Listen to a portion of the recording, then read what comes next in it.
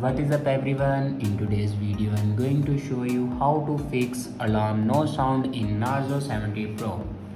So let's start the video. First of all, open settings. Go back. Firstly open your clock app and then click on alarms. If you turn off your alarm, then turn on your alarm. After turn on your alarm, then click on your alarm. Now here you can see the option ringtone. Now click on it, and if you select none, then your alarm doesn't ring. And then set your ringtone like default, classic, nature, anything.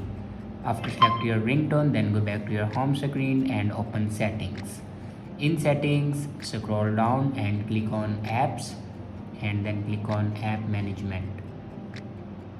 Now scroll down and click on clock, and then click on storage usage. Now here you can clear the data and cache memory of clock. After clear data and cache memory, then go back to the main page of your settings and click on system and update.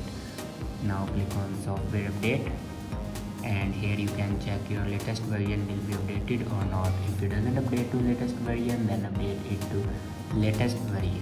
After update a latest version, your problem will be fixed. I hope this video is helpful for you. Thanks for watching.